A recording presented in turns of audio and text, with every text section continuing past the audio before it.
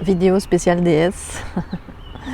Je m'appelle Marilyn et mon deuxième prénom c'est Almalaya et je vais t'expliquer peut-être mon parcours de la spiritualité à l'alchimisation, en tout cas de la spiritualité et de la matérialité, c'est-à-dire peut-être la descente de l'âme dans l'incarnation, dans le corps que nous sommes, dans le temple, notre corps temple sacré, dont on ne prend pas forcément assez bien soin encore. Alors, mon parcours de vie est le suivant. Je suis née dans une famille, on peut dire, assez dysfonctionnelle, qui m'a créé beaucoup de stress, beaucoup d'insécurité. Je ne suis pas en train d'accuser qui que ce soit, puisqu'évidemment, quand on est dans un parcours spirituel, on sait que tout ce qui est sur notre chemin nous amène en fait à notre réalisation. En tout cas, on peut dire avec objectivité que le contexte de naissance a eu, pas que ça, mais des influences en fait un peu costaud quoi, au niveau de l'initiation. Je sais pas très bien comment le nommer de façon plus précise. Une éducation qui paraissait un peu laxiste d'ailleurs, peut-être en manque de repères. C'est pas si évident parce que quand j'accompagne des personnes qui ont eu un cadre très rigide, ils savent contre quoi se rebeller en fait. Voilà, en fait, c'est tellement flou. Il n'y a pas de raison vraiment de se rebeller, si ce n'est peut-être un manque de direction de chacun des protagonistes qui étaient le couple parental à ce moment-là, et qui étaient très jeunes en fait. Et en même temps, j'ai beaucoup de compassion et peut-être d'admiration. Ma mère avait 21 ans quand je suis née, 22 ans, mon père 21 ans, il était encore étudiant. Et c'est vrai que j'ai débarqué de façon impromptue dans leur univers et que ça ne devait pas être évident d'accueillir un bébé quand on est comme ça au début de sa jeunesse, et que c'était pas vraiment le projet, le projet immédiat évidemment. Donc moi j'ai vécu dans ces années aussi, les années 70, un peu, j'ai envie de dire libre enfant de Summerhill. Vous voyez ce livre, c'était très contrasté en fait. Il y avait un mélange d'ouverture, on va dire, et en même temps de cadre parfois un peu exagéré. Donc c'est ça qui est très déconcertant, c'est passer d'un extrême à l'autre. Enfin, tout ça a fait que le petit enfant, la petite fille que j'étais, ne s'est pas sentie en sécurité à plein de moments dans sa vie, en fait, d'enfant, de bébé, etc. Et que pour le développement, c'était quand même pas très évident. Alors assez rapidement, en fait, j'ai compris que j'étais celle qui allait, qui était un peu vouée à, en tout cas c'est la croyance de l'enfant, hein, de mettre de l'harmonie dans tout ça. Et pour moi, l'harmonie, c'est l'amour, bien sûr. Et j'ai bien compris que si je suis dévouée à l'amour, en fait, faire circuler l'amour, comme gardienne de l'amour sur la terre, on pourrait dire quelque chose comme ça, et du vivant, c'est évidemment parce que ce cadre de naissance ne valorisait pas ça en fait, ne valorisait pas du tout l'amour, ne valorisait pas du tout le lien, les encouragements. Voilà, il y avait quelque chose de très très dur encore. Mes parents étaient enseignants, il y avait quelque chose autour de la performance quand même beaucoup. Et aussi en fait j'avais un frère et petit frère, et on était un peu la vitrine en fait de ces personnes qui projetaient leur réussite à travers leurs enfants aussi. Et il y avait quelque chose comme c'est jamais assez. Ce qui fait qu'effectivement l'intégration ensuite adulte, c'est évidemment je suis autonome, je suis mon propre père, ma propre mère, et puis ce que je suis suffit, et j'ai tout ce qu'il faut pour réaliser ma vie dans tous les espaces. Ça, c'est vraiment très important de se le rappeler. Donc le cheminement, elle a été là notamment. Quelque chose de très important aussi, mes parents étaient complètement anti-spiritualité, en vrai anti-religion, et je comprends dans leur histoire, ça faisait sens en fait, hein, un côté anti-clérical, mais il y a eu un amalgame entre religion et spiritualité. Or, la spiritualité n'est pas la religion, et là je ne suis pas là pour juger la religion, je parle juste de mon parcours. Et moi, cette dimension spirituelle, elle était déjà là, innée d'abord à travers les arts. J'étais une artiste enfant.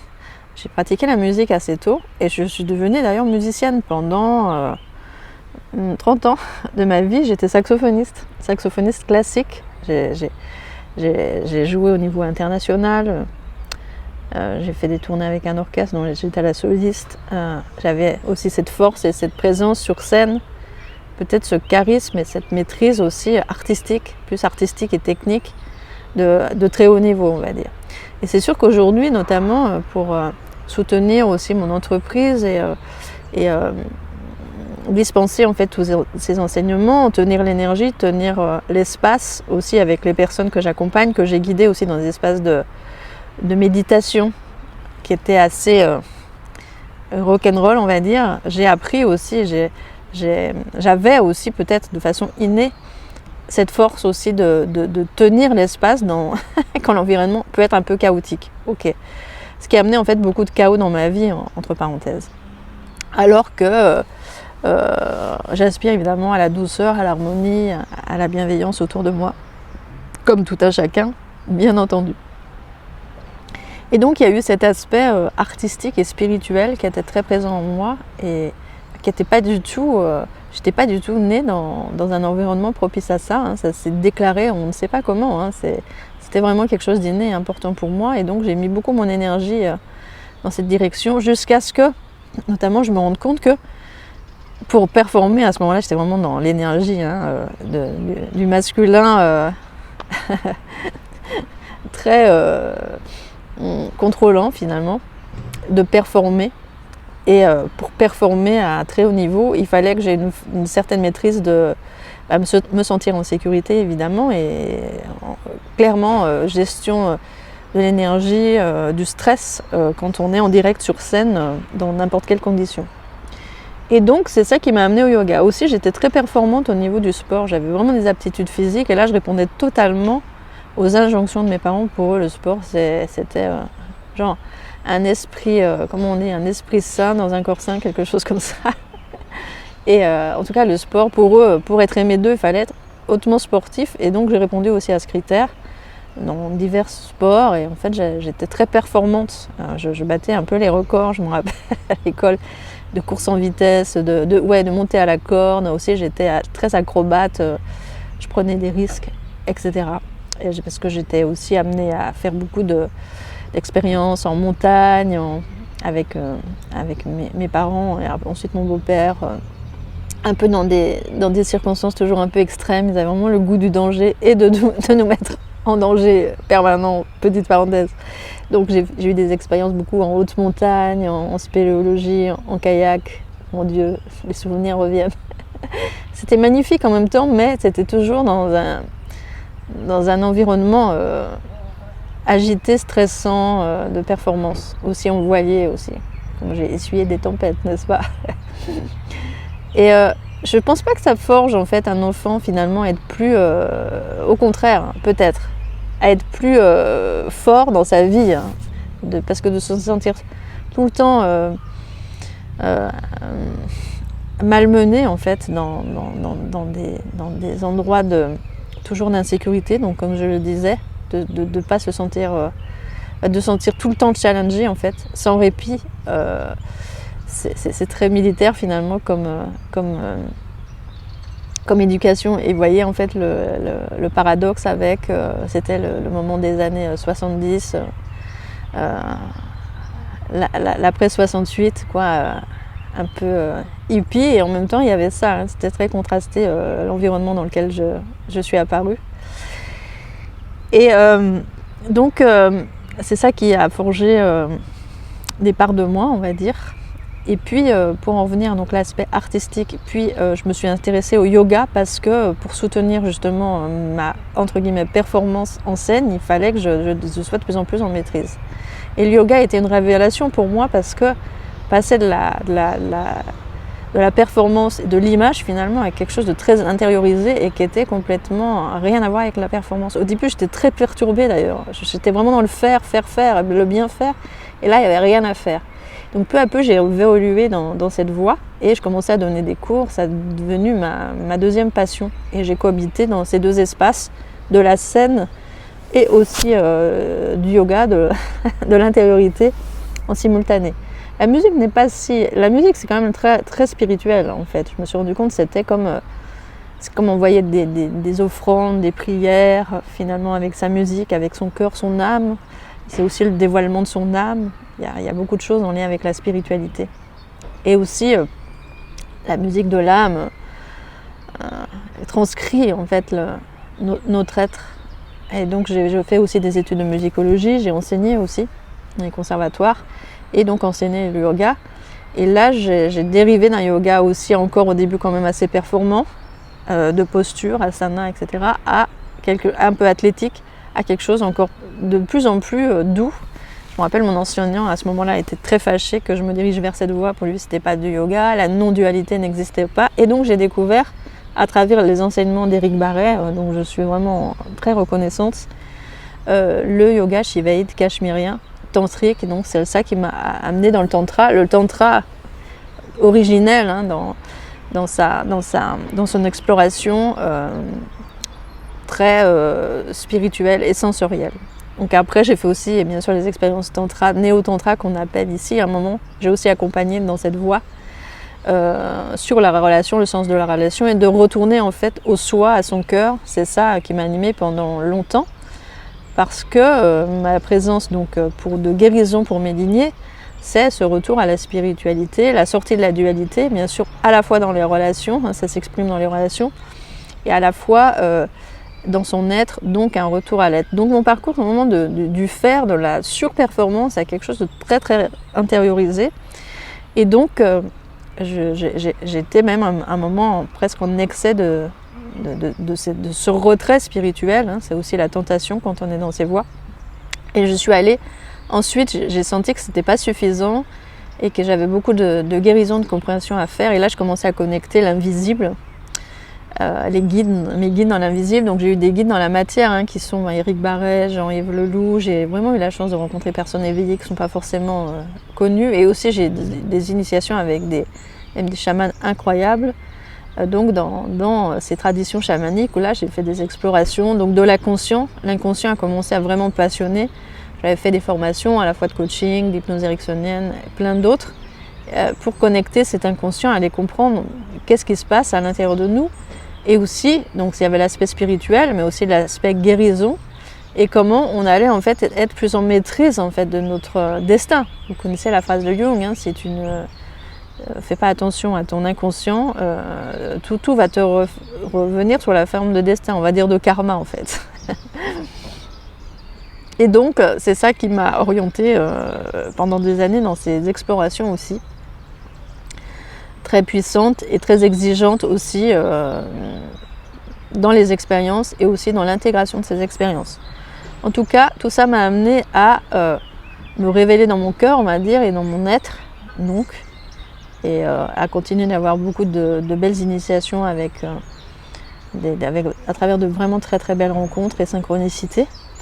Et puis, j'avais décidé depuis déjà 10, 15 ou 20 ans de transmettre déjà ces enseignements et ce que je pouvais moi-même canaliser. Et donc là maintenant, je le fais sur Internet, comme tu le sais, puisque mon business est, comme on dit, virtuel ou nomade ou digital, et que j'accompagne en webinaire, en collectif, ou bien dans des canaux privés ou dans des coachings collectifs sur des thèmes spécifiques. Et aussi en one-to-one, donc en session individuelle pour les personnes qui ont envie d'aller goûter ces espaces, reprendre leur pouvoir sur leur vie, avoir des meilleures relations et aussi sortir de la souffrance pour revenir dans leur cœur et au retour de l'essence et l'être qu'ils sont vraiment.